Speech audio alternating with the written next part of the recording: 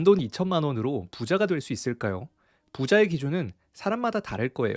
100억 이상 있어야 한다. 30억이면 충분하다. 사람마다 생각은 다르겠지만 저는 상위 10% 정도면 일단 적당히 먹고 살 정도는 된다고 생각합니다. 배당주 투자의 장점이자 단점, 시간이 많이 걸린다는 거죠. 그렇다면 어떻게 해야 나는 못하더라도 우리 아들이라도 부자로 만들어 줄 수 있을까요? 저희 아들 2년 전에 태어났거든요. 태어나고 몇 달 지나서 2천만 원을 증여했습니다. 그 돈이 지금은 벌써 50%가 올라서 3천만 원 가까이 됩니다. 우리 아들 부자 될 수 있겠죠?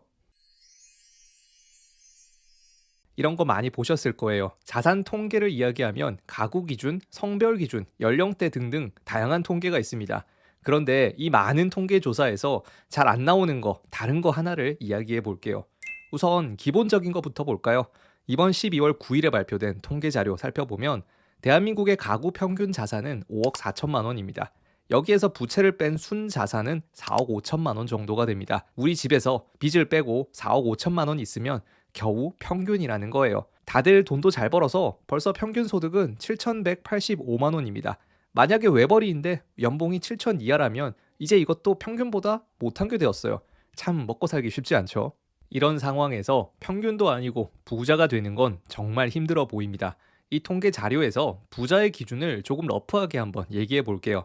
예를 들어서 소득을 5개 분위로 나누면 하위 20%는 1억 7천만 원을 가지고 있지만 상위 20%는 12억 3,780만 원을 가지고 있습니다.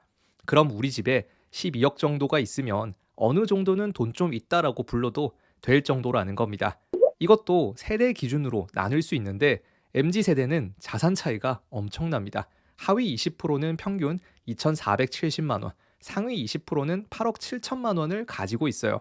그런데 이 통계 자료는 가구 기준이라서 20대부터 시작하지 0세부터 19세까지는 자료가 없습니다. 미성년자는 가구 통계에서 전부 다 빠지는 거예요. 당연한 거지만 미성년자는 돈이 없습니다. 그 말은 생각보다 적은 돈으로 10대의 상위 10%까지도 될 수 있다라는 거예요. 당연히 정신승리겠지만 어릴 때 증여를 많이 해줄수록 우리 아들은 같은 세대 또래보다 상위권에 들어갈 확률이 올라갑니다. 그런데 미성년자는 2천만 원까지만 증여하는 게 좋아요. 그 이상은 증여세를 내야 하거든요. 2천만 원 넘어가면 바로 10%부터 시작하고요. 만약에 30억을 넘긴다면 최대 50%까지 세금을 냅니다. 물론 30억을 증여할 거면 이미 부자니까 그런 분들은 우리 빼고 얘기할게요. 저희 아들이 2년 전에 태어났거든요. 태어나고 몇 달 지나서 저는 2천만 원의 주식 증여를 했습니다. 그 돈이 지금은 3천만 원이 되었어요. 2년 사이에 50%를 벌었습니다. 아마도 통계를 뽑아본다면 만 2세 기준으로 순자산 3천만 원은 상위 10% 안에는 들어가지 않을까요? 저희 아들은 자기 또래에서는 벌써 부자인 겁니다. 그럼 이걸 유지할 수 있어야 계속해서 부자가 되겠죠? 미국 S&P 500이 최근 연평균 10%씩 성장을 했으니까요. 그걸 기준으로 한번 계산해 보겠습니다. 태어나자마자 만 0세에 2천만 원을 증여하고 이게 연평균 10%씩 성장한다고 가정해 볼게요. 10살이 되었을 때는 5,187만 원, 21살이 되면 1억 4,800만 원이 됩니다. 31살이 되었을 때 3억 8,389만 원이 되네요. 30살에 4억 가까이 가지고 있으면 꽤 괜찮죠? 여기에서 조금만 더 나가보겠습니다. 증여는 10년마다 리셋됩니다. 만 10세에 2천만 원이 추가로 가능해요. 그리고 20살부터는 5천만 원까지 비과세입니다. 이런 식으로 딱 9천만 원을 세금 한 푼 없이 증여하고 계산해보면 만 31세에 6억 7,455만 원이 됩니다. 아무것도 안 해도 상위 30% 안에는 들어가겠네요. 그리고 여기에서 스스로 일해서 돈을 벌고 저금도 좀 한다면 20% 안에는 금방 들어갈 겁니다. 누구는 이 기준이 너무 높다고 생각을 할 거고요. 고작 2천만 원으로 뭘 하겠느냐라고 할 수 있을 거예요. 그래서 하나를 더 보려고 합니다. S&P 500 ETF 중에 가장 먼저 나왔던 게 SPY입니다. 이게 1993년에 나왔어요. 만약에 95년에 태어난 아이에게 딱 1만 달러를 증여하고 지금까지 SPY에 묻어두었다면 얼마가 되었을까요? 1995년생은 지금 만 나이로 28살, 29살입니다. 이 영상을 보고 계시는 분들 중에 여기에 해당되는 분들, 그리고 이 친구들의 부모님도 많을 거예요. 물론 1995년에 1,400만 원 정도의 가치는 지금 2,700만 원 수준입니다.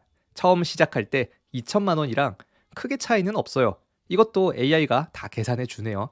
이제 결과를 보겠습니다.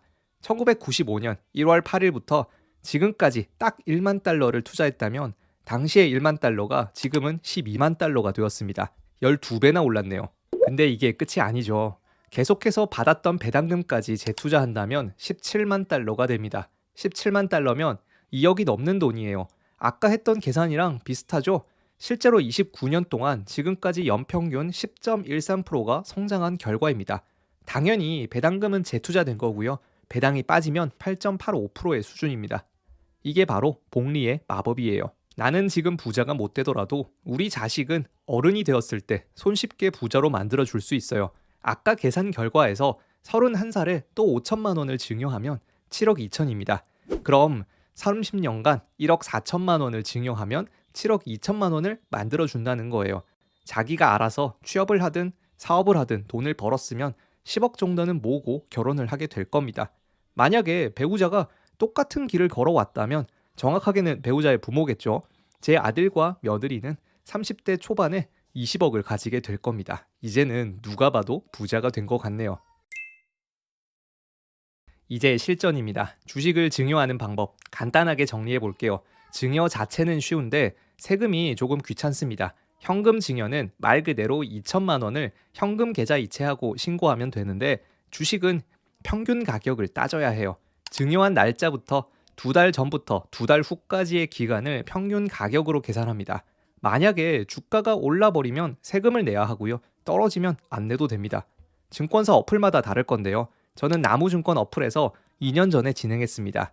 먼저 뱅킹 부문에서 주식과 채권 이체 화면을 찾아서 본인에서 타인으로 주식 이체를 할 수 있습니다. 여기에서 거래 구분은 증여를 선택해야 해요. 저는 당시에 하나금융지주 420주를 증여했습니다. 이게 처음에는 4만 원이었고요. 증여하고 2달 뒤에는 5만 원이 되었었네요. 이렇게 증여가 끝나면 2달을 기다려야 합니다. 이제 2달이 지났으면 홈택스에서 자녀 아이디를 만들어야 돼요. 내 거가 아니라 자녀 기준이라는 게 헷갈리지 말고요. 그러면 맨 위에 있는 이 신고 납부 화면에 있는데 여기에서 증여세를 누릅니다. 다음 정기신고 버튼을 누르고요. 증여일자는 주식을 이체했던 날짜 그리고 나머지 개인정보 등을 입력합니다. 이어서 평균 가격을 찾아야 하는데 네이버에서 하나씩 뒤지거나 KRX 정보 데이터 시스템에서 이런 식으로도 찾을 수 있습니다. 종목을 입력하고요. 조회 기간을 딱 2달 찾으면 종가가 나올 거고요. 이걸 엑셀에 넣어서 평균 가격을 확인하시면 됩니다. 이제 그 금액으로 신고하는 거예요. 이유는 모르겠는데 저도 당시에 계산해 보니까 2천만 원을 조금 넘겼거든요. 3만 6천 원 추가되었는데 어쨌든 세금은 안 나왔습니다. 저는 3,600원 정도 세금 낼 줄 알았는데 안 나오더라고요. 이렇게 끝나고 나면 증여세 신고서, 접수증이 나오고요. 합법적으로 세금 한 푼 없이 우리 아들 부자 만들기 프로젝트가 시작됩니다. 2년 만에 50% 정도 수익이 나니까 생각보다 더 빠르게 부자가 될 수 있을 것 같습니다. 그런데 이 영상 보시는 분들은 저처럼 무식하게 주식 증여하지 마시고요. 그냥 깔끔하게 2천만 원을 현금 증여하셔서 그걸로 S&P 500 TR ETF 같은 걸로 묻어두시는 게 가장 좋을 것 같습니다. 오늘 내용 정리해 보겠습니다. 우리 아들 2천만 원으로 부자 만들기 프로젝트 시작했습니다. 지금부터 2천만 원을 넣고 S&P 500에 넣어둔다면 결혼할 시점에 20억을 가질 수 있습니다. 물론 배우자를 잘 만나야겠죠. 주식 증여와 증여세 신고 방법도 간단하게 살펴봤습니다. 그리고 오늘의 핵심은 나는 늦었을까요? 절대 아닙니다. 워렌 버핏의 자산 언제 생겼는지 아시나요? 지금은 200조를 넘게 가지고 있는데 그중에 50세 이후부터 번 돈이 99%라고 합니다. 40대까지는 고작 2조 원밖에 없었던 거예요. 비슷하게 생각해보면 지금 우리가 2억이 있다면 워렌 버핏의 나이에 200억까지는 벌 수 있다는 겁니다. 늦지 않았어요. 오랫동안 잘 먹고 잘 살고 꾸준히 투자하면 되겠네요. 참고로 저는 저희 아들에게 자산에 대해서는 최대한 늦게 말해줄 예정입니다. 10살쯤 되면 그래도 주식 투자는 시켜볼까 싶어요. 지금까지 주식 쇼퍼였고요. 저와 함께 즐거운 투자 이야기 함께하고 싶으시다면 구독과 좋아요 꼭 부탁드리고요. 다음 이 시간에도 또 뵙겠습니다. 감사합니다.